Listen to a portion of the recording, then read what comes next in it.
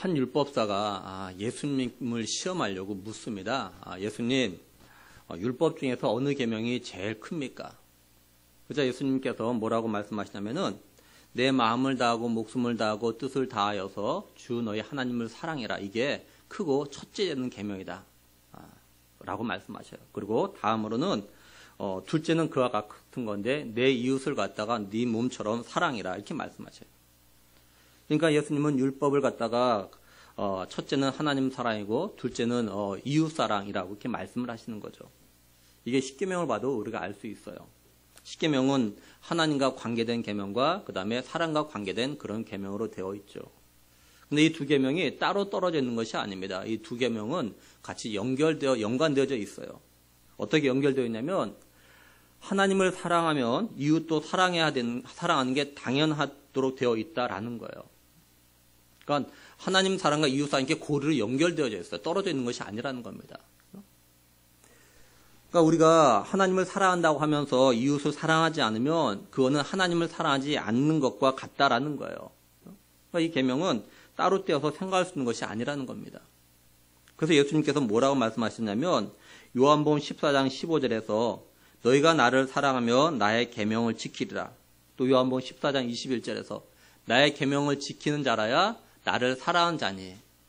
그리고 요한복음 14장 23절에서 사람이 나를 사랑하면 내 말을 지키리니 이렇게 말씀을 하셔요. 여기 예수님의 계명 안에는 뭐가 있냐면 하나님 사랑과 이웃 사랑이 다 포함된 겁니다. 그러니까 우리들이 예수님을 사랑하면 하나님을 진실로 사랑하면 이웃도 사랑해야 한다라는 거예요. 우리가 지금까지 십계명에서 하나님과 관계된 계명들을 갖다 살펴봤습니다. 이제 오늘부터 살펴볼 건 뭐냐면 사람과 관계된 계명들이에요. 하나님의 백성들이 이 계명들을 갖다가 잘 지키려면 하나님을 사랑하는 그 마음을 가지고 이제 그 사랑이 사람을 갖다가 향해야만 사람과 관계된 계명들을 갖다 잘 지킬 수 있어요. 그럼 사람과 관계된 계명들, 다시 말해서 사람을 사랑해야 지킬 수 있는 첫 번째 계명이 뭡니까? 12절을 보면요. 내 부모를 공경하라. 그리하면 내 하나님 여호와가 내게 준 땅에서 내 생명의 길이라. 이렇게 말씀을 해요. 한마디로 자기 부모를 갖다가 하라는 그런 계명입니다. 하나님은 자녀들이 자기 부모를 갖다가 공경하라는 계명을 갖다가 사람을 사랑해야 지킬 수 있는 첫 번째 계명으로 주셨어요. 하나님께서 십계명의 5번째로 이제 부모를 공경하라고 하셨지만 사랑과의 관계된 계명으로는요, 이것이 부모를 공경하는 것이 첫 번째 계명으로 주신 겁니다. 그래서 바울은 에베소서 6장 1절 2절에서 이렇게 말씀을 해요. 자녀들아 주 안에서 너희 부모에게 순종하라. 이것이 옳으니라. 내 아버지와 어머니를 공경하라. 이것은 약속이 있는 첫 계명이니 이렇게 말씀을 해요. 그러니까 이걸 보면 자녀가 자기 부모를 갖다가 공경하는 게 얼마나 중요한 건지 알 수 있죠. 그리고 이걸 갖다가 얼마나 우선으로 해야 되는지도 알 수 있습니다. 그리고 하나님께서 사랑과 관계된 계명을 주시면서 제일 먼저 부모를 갖다 공경하라는 그런 계명을 그런 말씀하시는 건 다 이유가 있겠죠.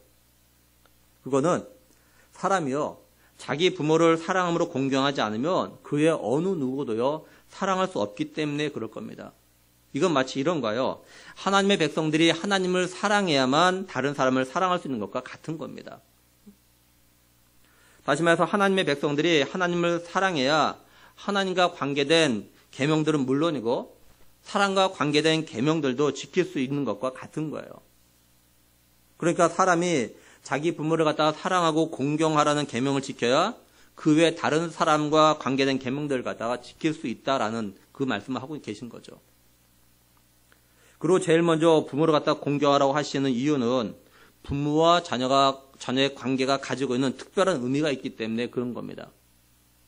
그건요, 하나님과 하나님 백성과의 관계를 갖다 사실 이게 말해주는 거예요. 그래서 성경을 잘 보면요, 이제 하나님과 이스라엘 백성들의 관계를 어떻게 표현하고 있냐면 아버지의 아들 관계로 이렇게 표현을 합니다.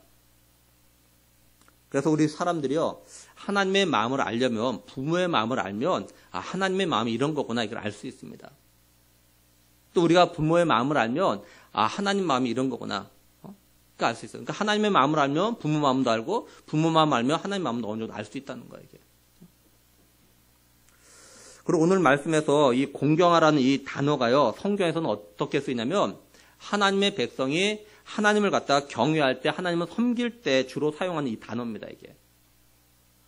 근데 이 단어가 사람과 관계에서 적용해서 사용될 때는요, 어디에만 사용되냐면 부모에게 적용해서, 부모와의 관계에서만 이 단어가 사용되어져요. 그러니까 이게 뭘 말하냐면 자녀들이 부모를 대할 때 마치 하나님을 대하는 것처럼 해야 된다는 겁니다. 그러니까 이걸 다른 말로 하면 부모에게 하는 게 결국 하나님께 하는 것과 똑같다라는 그런 의미가 되는 거예요.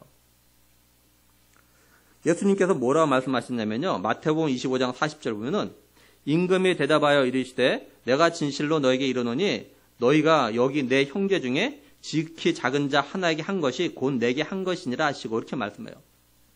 예수님께서 내 형제 중에 지극히 작은 자에게 한 게 예수님 나에게 한 거다 이렇게 말씀하셔요. 그렇다면 자기 부모에게 한 것은 더더욱 하나님께 하는 것이 되는 거죠. 그래서 12절 말씀을 좀 다시 잘 보면요. 내 부모를 공경하라. 그리하면 내 하나님 여호와가 내게 준 땅에서 내 생명이 길리라. 이렇게 말씀하고 있는 거예요. 다시 말해서요. 하나님께서는 자신의 부모를 갖다가 마치 하나님 대하듯이 사랑하고 공경하고 섬기는 자에게 이런 복을 주시겠다. 이 말씀하고 계신 겁니다. 그 한 예가 있어요. 예레미야 35장 18, 19절 보면요. 예레미야가 네갑 사람의 가문에게 이르되 만군의 여호와 이스라엘 하나님께서 이와 같이 말씀하시기를 너희가 너희 선조 요나답의 명령을 순종하여 그의 모든 규율을 지키며 그가 너에게 명령한 것을 행하였도다. 그러므로 만군의 여호와 이스라엘 하나님께서 이와 같이 말씀하시니라. 네갑의 아들 요나답에게서 내 앞에 설 사람이 영원히 끊어지지 아니하리라 하시니라. 이렇게 말씀해요.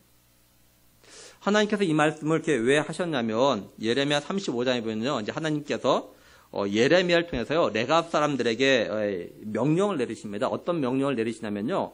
예레미야 35장 2절 보면 너는 네갑 사람들의 집에 가서 그들에게 말하고 그들을 여호와의 집 한 방으로 데려다가 포도주를 마시게 하라 하시니라. 이렇게 말씀을 해요. 그러자 예레미야가 하나님의 명령에 따라서 네갑 사람들에게 이렇게 합니다. 예레미야 35장 5절 보면 내가 네갑 사람의 후손들 앞에 포도주가 가득한 종지와 술잔을 놓고 마시라 권하매. 이렇게 말씀해요. 하나님께서 예레미야에게 네갑 사람 데려다가 술 마시게 해라. 쉽게 말해서 포도주 마시게 해라. 그랬더니 예레미야가 그대로 하는 거예요. 근데 여기에 네갑 사람들의 반응이 있습니다. 어떻게 반응하냐? 예레미야 35장 6절에서 10절 보면요. 그들이 이르되 우리는 포도주를 마시지 아니하겠노라. 네갑의 아들 우리 선조 요나답이 우리에게 명령하여 이르기를 너희와 너희 자손은 영원히 포도주를 마시지 말며 너희가 집도 짓지 말며 파종도 하지 말며 포도원을 소유하지도 말고 너희는 평생 동안 장막에 살아라.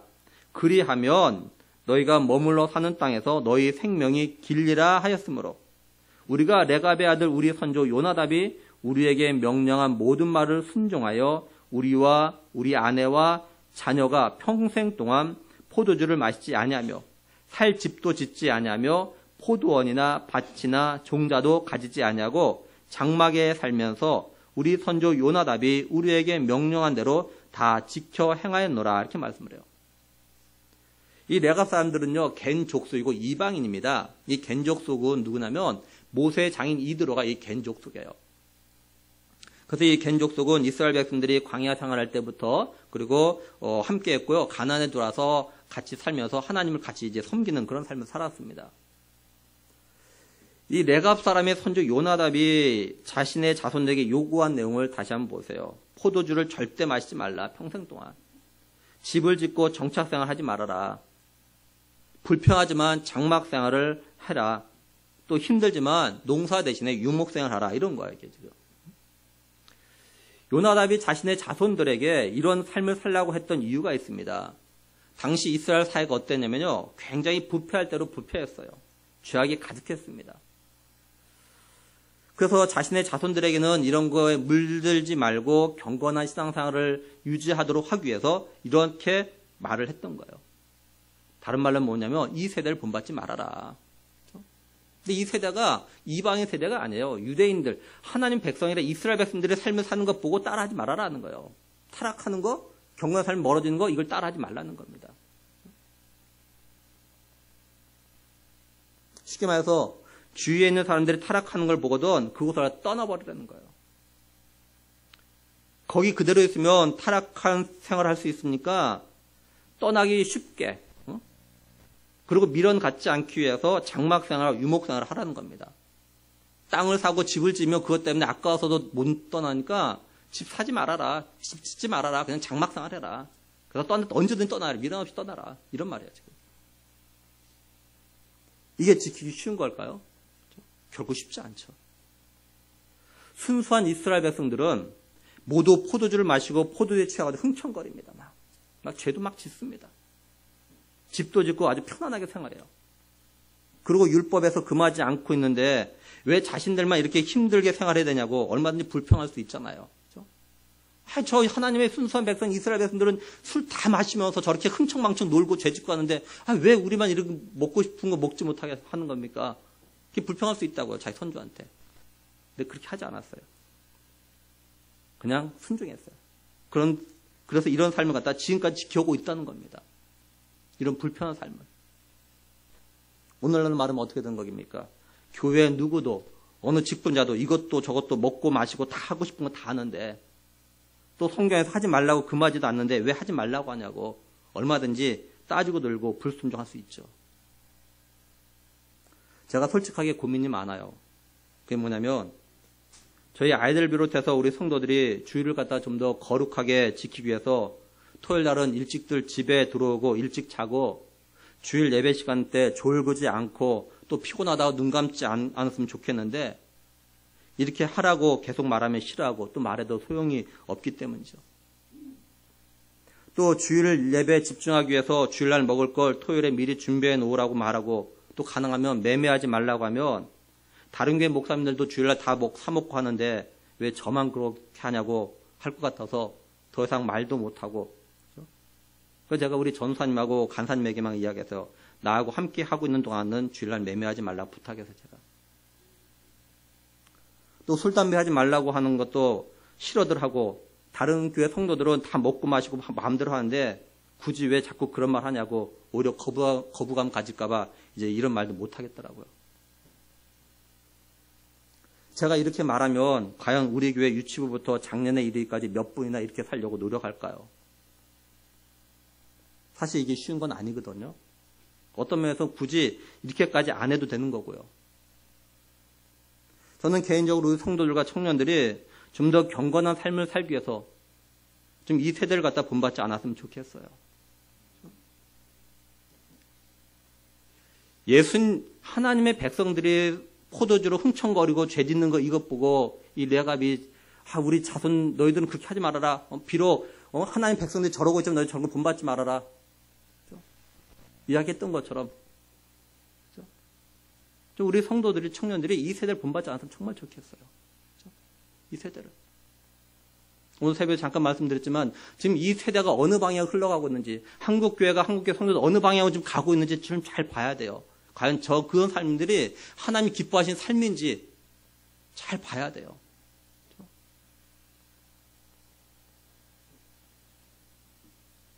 정말 우리 성도들이 하나님이 뭘 기뻐하실까 깊이 좀 생각해 봤으면 좋겠어요.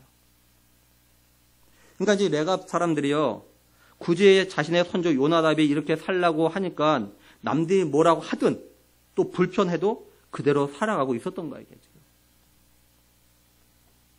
하나님께서는 레갑 사람들이 이런 모습을 보고 시고 하신 말씀이 바로 예레미야 35장 18절 19절에 이 말씀이에요. 다시 보면은 예레미야가 레갑 사람의 가문에게 이르되 만군의 여호와 이스라엘 하나님께서 이와 같이 말씀하시기를 너희가 너희 선조 요나답의 명령을 순종하여 그의 모든 규율을 지키며 그가 너에게 명령한 것을 행하였도다. 그러므로 만군의 여호와 이스라엘 하나님께서 이와 같이 말씀하시니라. 레갑의 아들 요나답에게서 내 앞에 설 사람이 영원히 끊어지지 아니하라 하시니라. 하나님께서는요, 유다 백성들은 하나님 말씀에 순종하지 않는데 이 레갑 사람들은 자신의 선조의 말에 순종하는 걸 보고 지금까지 순종하는 그 모습 보고 레갑 사람들이 이렇게 축복을 하셨던 거예요. 한마디로 하나님은 자신의 선조의 말에 순종하는 그 자손들 보면서 이 레갑 사람들이 부러우셨던 거예요. 그렇죠? 내 백성들은 내가 택한 이 백성들은 내 말에 이렇게 순종도 안 하는데 어떻게 저 이방인 저 족속은 어떻게 자기 부모의 선조의 한 말을 저렇게 잘 지킬까? 그렇죠?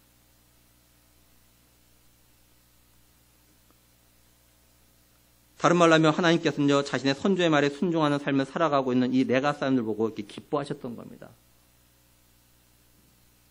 하나님 이처럼 자기 부모를 공경하면 복을 주신다고 약속을 하셔요.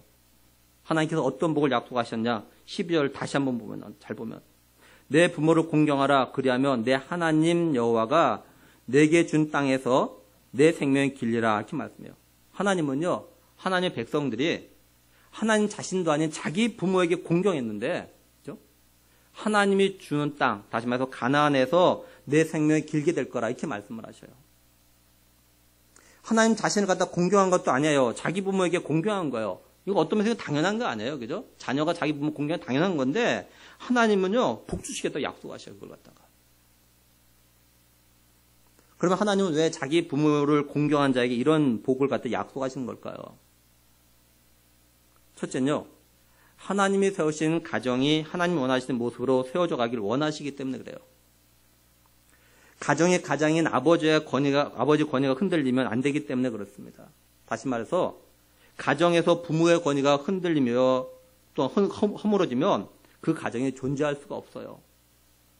그렇기 때문에 그렇게 되면요, 가정이 하나님이 기대하는 방향으로 가지 않기 때문에 그래요. 우리가 권위와 권위주의는 좀 구별해야 됩니다. 권위는요, 그게 나쁜 게 아니에요. 권위는 사회와 공동체에 영향력을 끼친 능력을 말합니다.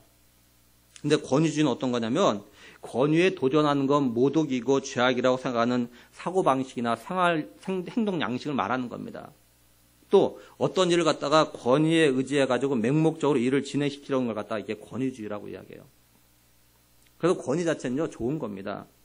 어느 사회나 공동체든지 권위가 잘 서 있으면요, 공동체가 안정되고요, 공동체가 좋은 방향으로 나가요.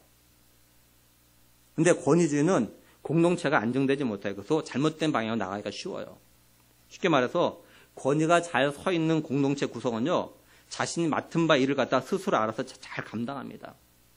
반면에 권위주의가 있는 공동체는 구성원들이 뭘 해도요, 자기 스스로를 갖다가 하지 않고요, 억지로 마지못해서 하는 거예요. 이런 공동체는 권위가 무서워서 할 수 없이 이렇게 하는 겁니다. 그러다 보니까 공동체가 문제가 생기고 잘못되는 거예요. 그렇죠? 자꾸 윗사람 눈치를 보는 거죠. 이게 권위주의 사회에서는 자꾸 눈치를 봐요. 가정에서도 마찬가지예요. 아버지의 권위, 부모의 권위가 잘 서 있으면요, 가족 구성원들이 자신들이 해야 되는 일을 갖다가 스스로 알아서 잘합니다. 쉽게 말해서 아버지가 뭘 하라고 말하지 않아도, 또는 말 한마디만 해도 자녀들이 알아서 다 잘하기 때문에 가정이 잘 세워져 나가요. 근데 아버지가 말하지 않으면 안 하고, 또 말해도 자녀들이 자기들 하고 싶은 대로 하면요, 그 가정은 흔들리는 거예요. 그러다 보면 어떤 말이 나오냐? 아버지 말을 무시한다고, 부모를 갖다 우습게 한다고, 이러면서 이제 권위주의가 막 나오는 거야, 막. 가정이 흔들리면 하나님이 원하시는 가정이 될 수가 없어요. 결국 가정의 가장인 아버지의 권위, 부모의 권위가 흔들리면요, 가정은 하나님이 원하는 방향으로 가지 않고요, 세상적인 방향으로 흘러가게 되어져 있어요. 오늘날 한국교회 성도들 가정이 사실 이렇게 되어져 가고 있어요, 사실은. 가정이 부모가 말해도 자녀들이 안 듣습니다. 그러니까 가정이 하나님 원하신 방향으로 가는 것이 아니에요. 세상 사람들은 똑같은 가정 저렇게 막 변해가요, 똑같이. 그러니까 구별이 안 돼요. 이게 예수 믿는 가정인지 아닌지 잘 구별이 안 돼요.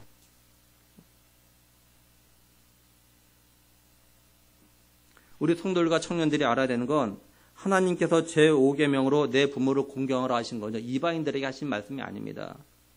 다시 말해서 하나님을 인정하지 않는 사람들에게 이렇게 하라고 말씀하신 것이 아니에요. 하나님을 인정하고 하나님을 섬기는 백성들이라면 자신의 부모를 갖다가 공경하라는 겁니다. 그래야 하나님이 세우시고 시작하신 가정을 통해서 하나님 나라가 세워져 나갈 수 있기 때문에 그런 거예요. 둘째는 하나님께서요, 가정의 부모들을 갖다 보호하기 위해서라는 거예요. 다시 말하면요, 가정의 자녀들이 자신의 부모가 나이가 들었다고 함부로 대하지 못하도록 하기 위해서라는 겁니다. 그래서 이 계명은요, 어린 아이에게 주신 계명이 아니라 성인 자녀에게 주신 계명이라고 보는 학자들이 있어요. 왜냐하면 어린 아이들은요, 부모 말에 대부분 다 순종을 하거든요. 근데 청년 때부터는 부모의 말에 순종을 갖다 잘 안 해요. 쉽게 예를 들어 말하면, 오늘날 우리로 말하면 고등학교를 졸업하면 자신들이 성인이라고 이제는 자기 마음대로 하려는 그런 경향들이 참 많아요. 고등학교 졸업하면 이제 내 성인인지 내 마음대로 하게 돌아 이러죠. 보면은. 그렇죠? 부모 말을 더 이상 잘 안 들으려고 이제부터는. 고등학교 때가 억지로라도 어떻게 들었는데 이제 졸업하면 그 다음부터는 자기 마음이야. 내 성인인데 뭐.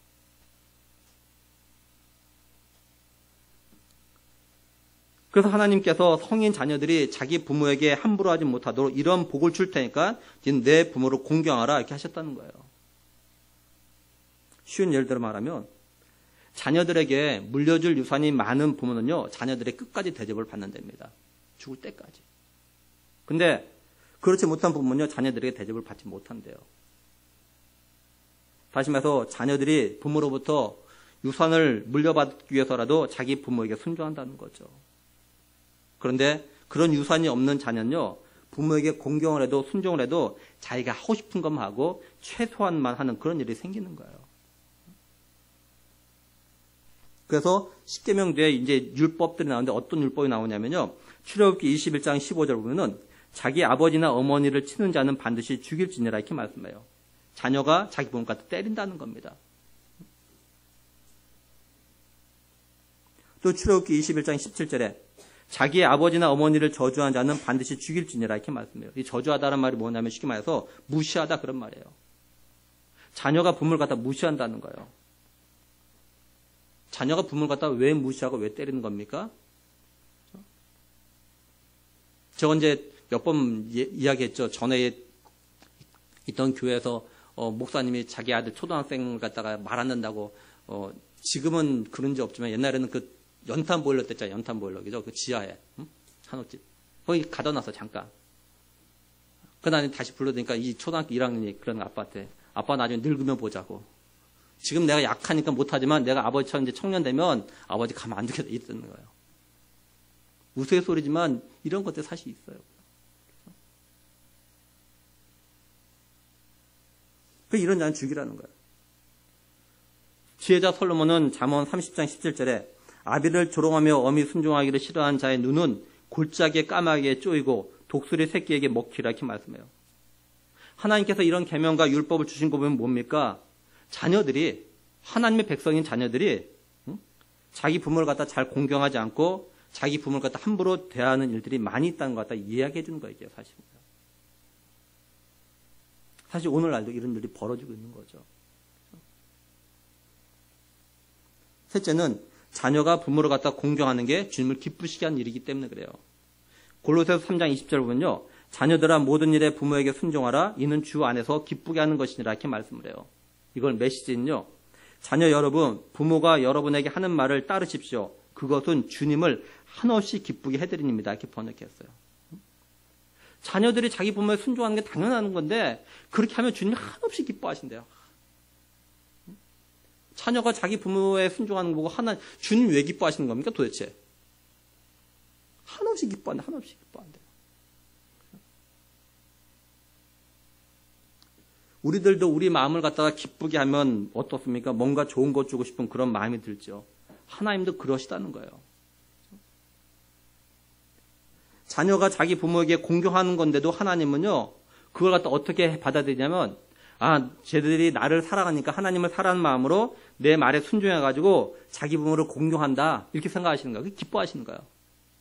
자기 부모에게 자녀가 순종하는데 저거는 그냥 하는 것이 아니라 나를 사랑해서 내 말에 순종하는구나. 이렇게 받아들이죠. 그게 기쁜 거예요. 우리도 누가 내 말을 따라주면 좋아하잖아요. 하나님도 그렇게 보시는 거예요. 그래서 이런 사람에게 복을 주시겠다고 말씀하시는 겁니다. 제가 말씀을 준비하고 묵상하는데 제 마음에 갑자기 어떤 생각이 들었냐면 하나님은 부모들에게 왜 자녀를 사랑하라는 말씀 안 하셨을까라는 거예요. 자녀들에게는 부모에게 공경하라고 해놓고 그러면 부모들에게는 자녀들을 왜 사랑해라 뭐 이런 말을 왜 안 하셨을까? 저는 설교를 준비하면서 종종 이런 엉뚱한 생각할 때가 좀 있어요. 그럼 물어요. 하나님 앞에 이런 엉뚱한 생각을 궁금한 거 묻습니다. 하나님 왜 이러신 겁니까? 종종 물어요. 저는 하나님께서 부모들에게 자녀를 사랑하라고 하지 않으신 이유는 뭐냐면 이런 말을 하지 않아도 부모는요 자녀를 갖다 사랑하기 때문에 그렇죠. 일반적으로 정상적인 부모는 어떻습니까? 자녀를 사랑합니다. 어느 정도 사랑합니까? 자기 부모보다 자녀를 더 사랑해요. 그렇죠? 결혼한 부부들 잘 보세요. 내 부모 사랑하는 것보다 내 자녀를 더 사랑합니다. 얼마 전에 제가 가깝게 교제하는 목사님 한 분을 만났어요. 오랜만에 만났어요. 그래서 이 목사님하고 이런저런 이야기를 했는데, 근데 이 목사님은 아버지도 목사님이고 동생도 목사님이에요. 근데 제가 이 두 형제 목사님을 잘 압니다. 제가 목사님하고 이야기를 하다가 이렇게 어떻게 어머니는 잘 계시냐 여쭤봤어요. 제가 그렇게 여쭤봤던 이유는 뭐냐면, 이 목사님의 아버지 목사님이 몇 년 전에 소천하셨거든요. 그러니까 어머니 혼자 계셔요. 그래서 어떻게 생활 어떻게 하시냐 물어봤더니, 이 목사님이 좀 생활비 보태드리고 또 이제 여동생이 또 보태드리고 계속 생활한대요. 그러면서 자기 남동생 목사 이야기 하는 거예요. 얘는 자기가 좀 어렵다고 이야기한대요. 그러면 잘 같이 협조 안 하나 보죠. 그런 뉘앙스예요. 제가 알기로는 이 동생 목사님은 저희 교회보다 규모가 좀 더 커요. 그래서 저보다 사례를 더 많이 받는 걸로 알고 있습니다. 근데 그 동생 목사님이 이제 그런다는 거예요. 그러면서 이 목사님이 뭐라고 이야기하냐면, 자기가 자녀들에게 돈을 쓰는 건 아깝지가 않은데 어떤 때는 부모님에게 돈을 쓰는 게 아까울 때가 있다, 이런 말 하는 거예요. 자녀들의 돈 쓸 때 하나도 안 아까운데 부모에게 돈 쓸 때면 아까운 마음이 든다. 자기 그 이야기예요. 제가 이 목사님 뭐라고 하려고 하는 것이 아니라 이게 일반적인 부모의 마음이 아닌가, 이런 생각이 든 겁니다. 이처럼 부모들이 자기 부모보다 자녀를 갖다 더 사랑하고 있으니까 하나님께서 굳이 부모에게 자녀를 사랑하라고 말씀하실 필요가 없으셨던 거죠. 그래서 하나님은 자녀를 사랑하는 부모에게 뭘 해주겠다는 그런 말씀을 안 하시는 겁니다. 부모가 자녀를 사랑하는 건 그리 어려운 게 아니거든요. 이건 쉽거든요. 그러면 자녀가 부모를 공경하는 게 어떻게 하는 걸까라는 거예요. 이 공경하다라는 이 단어를 갖다가 국어사전 찾아보면 이렇게 되어져 있습니다. 몸가짐을 조심스럽게 하여 받들어 모시다. 이게 국어사전에 나오는 공경입니다. 뜻이에요. 그 영어 성경에는요, 경의, 명예, 영광 이런 뜻의 단어가 되어 있어요. 그리고 히브리 단어로 보면은 명예롭게 하다, 영광스럽게 하다 이런 뜻을 가지고 있습니다. 그런데요, 히브리어에는요 이런 뜻만 있는 것이 아니었어요. 보니까 정말 의외의 뜻을 가지고 있어요. 어떤 뜻들이 있었냐면요, 괴롭다, 힘들다, 짐스럽다 이런 뜻이 있어요. 저는 깜짝 놀랐어요. 공경이라는 단어에 이런 뜻들도 있다는 게 놀랐어요. 생각해 봤어요. 왜 공경이라는 단어에, 말씀드린 공경이라는 단어 좋은 거거든요. 경의, 명예, 명예롭게 하다, 영광스럽게 하다 이런 단어가 뜻인데, 이런 뜻만 있는 것이 아니라 괴롭다, 힘들다, 짐이 된다 이런 뜻이 같이 있어요. 왜 그럴까? 그러면서 하나님께서 자기 부모를 공경한 자에게 하나님 주신 땅에서 생명의 길이라고 약속하신 이유가 여기에 있었구나 제가 깨닫게 되었어요. 성인 자녀가 자기 부모를 공경하는 게 쉽지 않기 때문에 그래요. 성인 자녀가 자기 자녀는 사랑하고 자기 자녀에게는 돈 쓰는 거 아깝지 않은데, 또 그 자녀가 뭘 해달라고 하면 귀찮지가 않은데, 부모를 사랑하고 부모에게 용돈을 주는 건 때로는 아깝다는 생각이 들고, 부모가 뭘 해달라고 하면은 귀찮은 생각들을 가지니까 자녀가 부모를 공경하는 게 쉬운 게 아닌 거죠. 자녀가 자기 부모를 섬기는 걸 괴로워하고 힘들어하고 때로는 짐스러워하니까 하나님께서 이걸 아시고 그러는 거예요. 야, 네 부모 공경해라. 대신에 내가 너에게 이런 복 줄게. 이렇게 말씀하시는 거예요. 쉽게 말하면. 하도 안 하니까. 하도 짐으로 여기니까 부모 섬기는 것 같다가.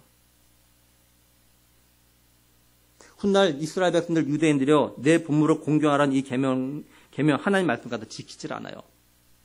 마가복음 7장 보면 어떤 일이 일어나냐면요, 바리새인과 서기관들이 예수님께 와서 이제 물어봐요. 뭐 물어보냐면, 왜 당신의 제자들은 장로들의 전통, 그러니까 부정한 손, 그러니까 손을 씻고 음식을 먹어야 되는데 왜 당신의 제자들은 손도 안 씻고 음식을 먹냐, 이렇게 물어요. 그래서 예수님께서 뭐라고 대답하시냐면, 이사야 선지자가 너희들의 외식에 대해서 잘 예언했다라고 이야기하셔요. 이사야 선지자가 뭐라고 예언했냐면, 이 백성이 입술로는 나를, 그러니까 하나님을, 입술로는 나를 공경하되 마음은 내게서 멀다, 이런 말씀을 해요. 한마디 말은 뭡니까? 말로만 하나님을 갖다 공경한다고 하고 마음으로 전혀 하나님 공경하지 않는다는 거예요. 예수님은 유대 종교 지도자들과 유대인들의 이런 모습이 결국은 자신들의 전통을 지키려고 하나님의 계명도 잘도 버렸다 이렇게 말씀하셔요. 그러면서 예수님이 뭐라고 하시냐면요. 마가복음 7장 10절에서 12절 보면은 모세는 내 부모를 공경하라 하고 또 아버지나 어머니를 모욕하는 자는 죽임을 당하라 하였거늘 너희는 이르되 사람이 아버지에게나 어머니에게나 말하기를 내가 드려 유익하게 할 것이 고르반 곧 하나님께 드림이 되었다고 하기만 하면 그만이라고 자기 아버지나 어머니에게 다시 아무것도 하여 드리기를 허락하지 아니하여 이렇게 말씀을 해요. 예수님께서 바로 내 부모를 공경하라는 말씀을 지키지 않은 것에 대해서 지금 말씀하고 계신 거예요. 당시 유대 종교 지도자들이 유대인들의 뭘 가르쳤냐면요. 자녀로서 마땅히 자기 부모에게 드려야 되는 것들이 있는데 그걸 갖다 자기 부모에게 드리지 않고 자기 부모에게 내가 부모님께 드릴 걸 갖다가 하나님께 드렸다고 하면 부모님께 안 드려도 된다 이렇게 가르쳤어요. 사실 자녀가 하나님께도 드려야 되고 자기 부모에게도 드려야 되는 거잖아요. 근데 자녀들이 하나님께도 드려야 하고 자기 부모에게도 드려야 하는 걸 다시 말해서 자기 부모를 갖다 공경하는 것 갖다 막 힘들어하고 짐처럼 생각했어요. 근데 종교 지도자들이 이걸 이용해서 유대인들에게요. 야, 너희들이 부모님에게 그렇게 하는 게 좀 부담스러우면 자꾸 짐되면 부모님한테 가가지고 고르반 드렸다 이렇게 말해라. 고르반 했다고. 그러면 부모 섬기는 그 짐에서 부담감 벗어날 수 있다 이렇게 가르쳤던 거예요. 이 고르반이 뭐냐면요. 제사장들이 하나님께 바치는 물건을 갖다 말합니다. 그러니까 고르반은 아무나 이렇게 할 수 있는 것이 아니에요. 어떤 면에서 믿음이 좋은 사람, 하나님을 잘 섬긴다고 하는 사람만이 할 수 있는 굉장히 헌신이 담겨져 있는 것이 고르반이에요. 이게. 그러니까 자녀들이 부모에게 드릴 걸 고르반 했다고 하면 부모로서 더 할 말이 없는 거예요. 믿는 가정이니까 하나님 섬기가니까 아버지 어머니 내가 아버지 어머니 드릴 거 하나님께 드렸습니다. 그럼 할 말이 없잖아요. 하나님께 드렸다면 무슨 말 하겠어요. 그러면서 결국 자녀들은요. 자기 부모를 갖다 공경하지 않아도 돼버린 거예요. 이게. 그러니까 종교 지도자들이 성인 자녀가 자기 부모를 갖다 공경하는 걸 굉장히 부담스러워하고 괴로워하고 힘들어하니까 이런 심리를 이용해서 고르반하도 이렇게 가르쳤던 거예요. 그리고 자녀들은 하나님의 계명인 자기 부모를 갖다 공경하지 않는 걸 어기지 않는 것처럼 돼버리니까 자기 부모를 갖다 공경해야 된다는 마음의 부담감을 떨쳐버리게 된 거예요. 한마디로 불효를 갖다가 정당하게 만들어줬던 거죠. 근데 오늘날은 이런 반대 형상이 나타나게 돼요. 자기 부모에게 드렸다고 하나님께 드릴 게 없다고 하는 성도들이 있다는 거죠. 사실 이런 성도들이 굉장히 많아요. 하나님께 드릴 게 있고 부모에게 드릴 게 있는 거죠. 다른 거죠. 다른 거예요. 우리 하나님께서 우리 갖다가 자녀로 양자로 삼으셨으니까 우리의 영적으로 보면 하나님은 우리 아버지잖아요. 그러니까 하나님 아버지께 드릴 걸 하나님을 공경하는 걸 부담으로 여기고 괴로워하고 짐으로 여기는 그런 성도들과 청년들이 있는 거죠. 그렇죠? 아까워하는 거죠. 막. 그러면서 뭐라고 해요? 하나님 아버지 사랑한다고 말하죠. 이건 거짓말이에요. 이사야 선지자가 예언했던 것처럼 입술로는 하나님을 공경한다고 말하면서 마음으로는 하나님부터 멀어져 있는, 다시 말해 하나님을 공경하지 않는 거예요. 오늘날도 자녀가 자기 부모를 공경하는 걸 부담으로 생각하고 짐으로 여기고 그래서 괴로워한 일들이 세상 사람들, 다시 말해 하나님을 모르는 사람들에게만 나타나는 것이 아니죠. 이게 하나님의 백성들, 예수님 믿는다고 하는 사람들에도 이게 똑같이 나타나고 있어요. 우리 성도들, 청년들이 자기 부모를 공경하는 건 자기 부모를 사랑하는 데서 나오는 겁니다. 더 나아가서 진실로 하나님을 사랑하면 자기 부모를 사랑하고 공경해야 돼요. 정말 내가 하나님을 사랑하면. 우리 예수님 믿는 사람들이 자기 부모를 사랑한다고 말을 하면서 공경하지 않으면 그건 거짓말인 겁니다. 분명하고 사실인 건 자녀들이 자기 부모를 공경하는 게 쉽지 않다는 거예요. 그래서 하나님께서 자기 부모를 공경하는 자에게 복을 주겠다고 약속을 하신 겁니다. 그리고 자녀가 부모를 공경하는 게 주님을 갖다 매우 기쁘게 하는 거라 이렇게 말씀을 해요. 그러므로 올해 진실로 자신들의 삶에서 하나님이 행하시는 그런 기적을 갖다 체험하고 싶은 마음이 있다면 여러분 부모님을 공경해야 됩니다. 우리들이 부모님을 공경하는 게 힘들고 어렵지만 진실로 부모를 사랑하는 마음으로 부모를 공경하면 그만큼 하나님께서 기적을 행하실 거라고 믿어요. 이건 제 말이 아니라 하나님의 약속이고 또한 약속인 첫 계명이니까 그러는 거죠. 제가 하는 말이 아니에요. 간절히 바라기는 우리 교회 모든 믿음의 식구들은 하나님을 사랑하는 마음이 부모를 사랑하는 마음으로 무엇보다도 자기 부모를 공경하는 모습으로 나타날 수 있기를 간절히 바랍니다. 그래서 이 땅에서 하나님이 약속한 축복의 기적을 체험하는 그런 복된 성도들과 자녀들 되기를 주님의 이름으로 간절히 축원합니다. 기도하시겠습니다.